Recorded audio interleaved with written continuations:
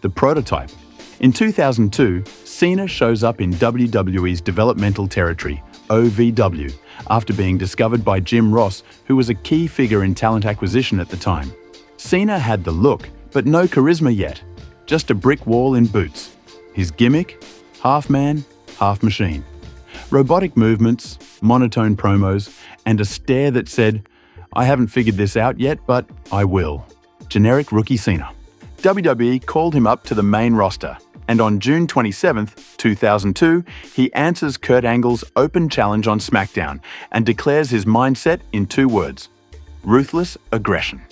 He slaps Angle across the face. The crowd pops. And even though he lost that match, Cena had arrived. But after this strong debut, Cena's character struggled to find a consistent direction. He was a generic athletic wrestler, but lacked a distinct personality that resonated with the audience. This version wasn't built to last, but it was the foundation, stripped of polish, loaded with potential, and one spark away from ignition. The Doctor of Thuganomics. That spark came when he started rhyming. After an underwhelming first run in the WWE, Cena was on the brink of release. But while Cena was freestyling on the bus, Stephanie McMahon took notice and was impressed with his skills, so much so that she suggested he incorporate his rapping into his wrestling persona. After a Halloween episode where Cena dressed as Vanilla Ice, it all started clicking. He started dropping raps backstage, then in-ring. Freestyles, insults, punchlines that got the crowd buzzing. And just like that, he became the Doctor of Thuganomics. He wore chains, throwback jerseys, cut promos like diss tracks, walked to the ring with a swagger WWE hadn't seen in a long time. This version of Cena wasn't PG. He made low-blow jokes, flipped middle fingers in rhyme form, and beat people down while talking trash. At this point, Cena wasn't a technical master in the ring, but it didn't matter. The confidence was loud enough to carry him. He won the United States Championship. Had standout feuds with Big Show, Eddie Guerrero, and Booker T. And suddenly, John Cena wasn't just a prospect. He was a rising star. Rise of the franchise. WrestleMania 21. Cena beats JBL and becomes WWE Champion. He holds up the spinner title. The Doctor of Thuganomics starts fading away. Why? Because WWE had made a decision. John Cena wasn't going to be another anti-hero. He was going to be the franchise. The chains disappeared. The padlock got replaced by dog tags. The theme song switched from basic thuganomics to My Time Is Now. His message became clear: hustle, loyalty, respect.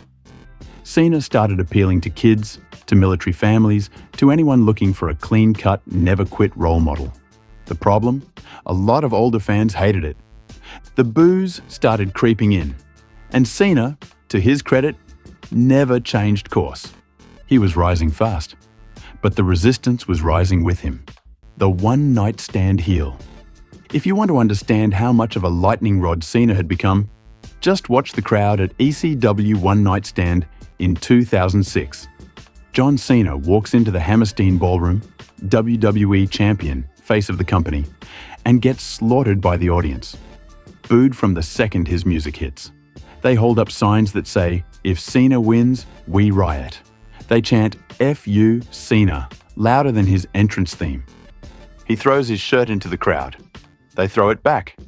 He throws it again. They throw it back again. It's not just rejection, it's warfare. And Cena plays right into it. Cena knows exactly what this is. He's the heel now.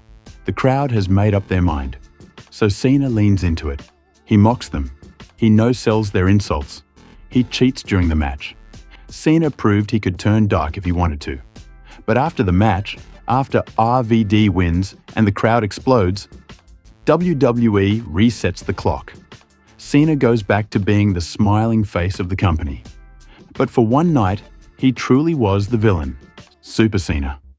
This is the version that made half the fanbase love him, and the other half boo him out of the building.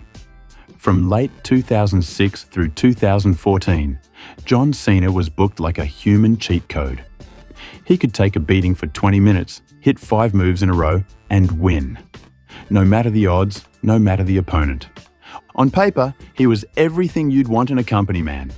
But the predictability, that's what broke people.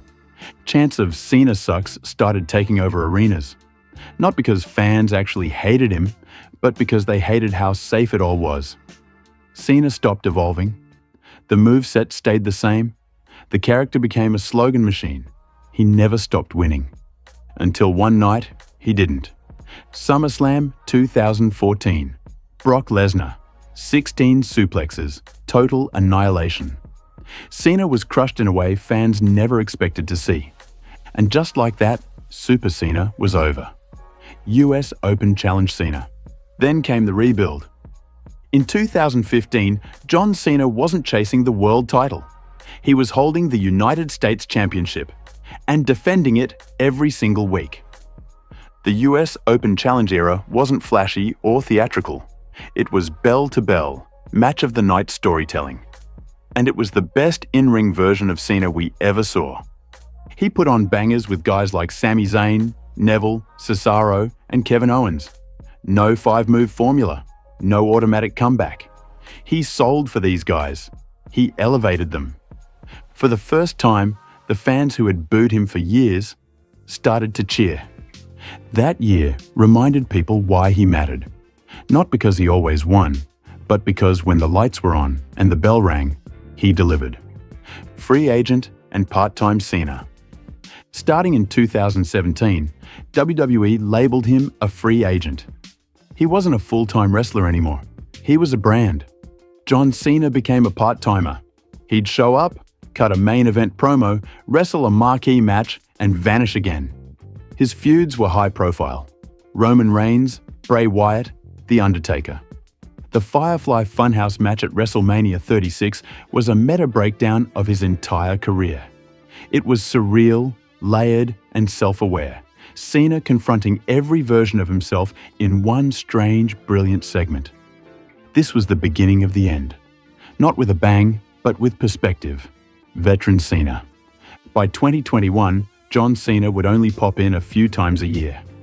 Sometimes for WrestleMania, sometimes for a big summer feud. Whenever he did show up, he acted like a man who knew the end was near. His role had shifted. Not just part-time, but transitional. He was a legend who came back to elevate others. He lost to Roman Reigns at SummerSlam. He handed the spotlight to Austin Theory. He let the new generation stack wins while he absorbed the losses. This version wasn't a gimmick. It was a legend doing legacy work. And yet, he never officially retired. Maybe he knew there was one last run left. Heel Cena. In an inconceivable turn of events, after decades of carrying the company on his back, Cena finally stopped pretending. It started at Elimination Chamber 2025. Cena earned a shot at the WWE Championship, a chance at the elusive and record-setting 17th world title. But no one expected what came next. Cena stood face-to-face with Cody Rhodes. And then, the signal from The Rock, and Cena hits Cody with a low blow. Just like that, the biggest babyface in the history of the business had flipped heel.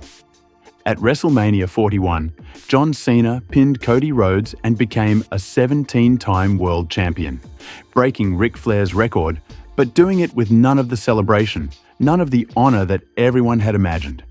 Just a cold-hearted Cena holding up his 17th.